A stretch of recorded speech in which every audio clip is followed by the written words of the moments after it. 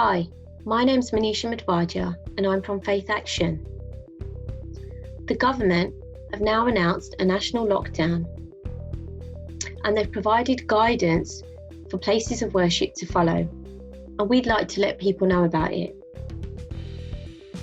The following slides will provide an overview of the guidance and we hope that you find it useful.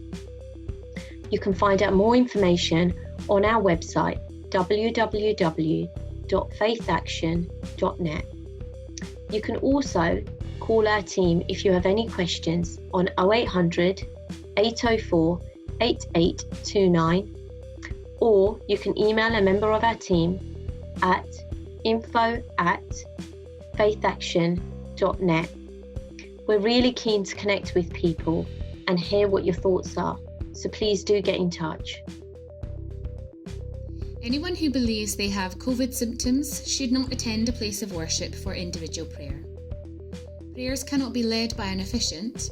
Communal worship and regular scheduled services are not allowed to take place. An individual or a single household or support bubble will be allowed to enter a place of worship to pray on their own. People should not socially interact with anyone outside their household or support bubble. The number of people allowed inside a place of worship remains the number that can be held by the building with social distancing taken into consideration, and they'll still have to complete a risk assessment. Places of worship will need to consider how many people arrive at any one time and will still have to have measures in place to mitigate contact, for example, one-way systems and appropriate signage. They should still register people and keep their details for 21 days, as well as having the NHS Test and Trace QR code. Worshippers should take their own items, for example prayer mats and prayer books, into a place of worship, as long as they take them away again when they leave. Shared items are not to be used. Places of worship should replace them with single-use items if needed. Food and drink is not to be made available to be consumed on the premises.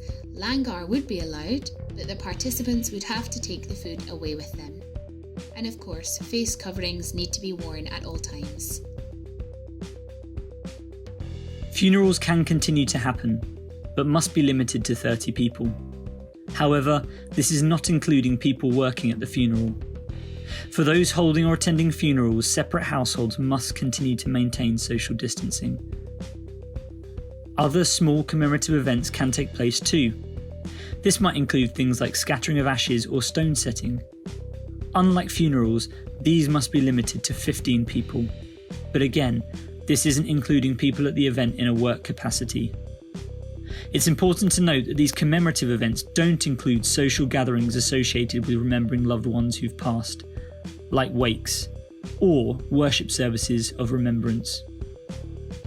No other life cycle events can take place, including weddings. The exception to this is if one of the people to be married is dying. Broadcasting or filming an act of worship. Places of worship can be open for the purposes of recording or broadcasting an act of worship, whether online or via TV or radio. The numbers in attendance should be limited to those essential to the act of worship. For example, officiants or others taking an active part, or technical crew supporting the broadcast or recording. This means that the place of worship should not be open for individual prayer at this time. Musicians and singers can be used if they would normally be used during that act of worship, but their numbers should be limited to as few as possible. All participants, of course, should follow social distancing guidelines whilst making the recording. And now let's look at the current guidance for childcare and education in relation to places of worship. Places of worship can open for formal childcare if it's been provided by someone who's registered on the Early Years Register as part of the Childcare Act, or where the place of worship is also registered as a school. Out of school settings can operate if they provide a service for parents while they are at work. And obviously, places of worship should still follow the Department for Education guidance. Many places of worship have been opening their doors during this crisis to provide services for their community. But what can be provided under the new regulations? Places of worship can operate to provide essential services such as food banks, blood donation centres and formal childcare. Support groups can also continue to operate if they are providing mutual aid, therapy or other forms of support, but only if they are organised by a business, a charitable, benevolent or philanthropic institution or a public body. This includes, but is not limited to, providing support to victims of crime, including domestic abuse, to those suffering from addictions, to new parents and guardians, to those who have suffered bereavement. When planning support groups, remember the maximum number of people attending is 15.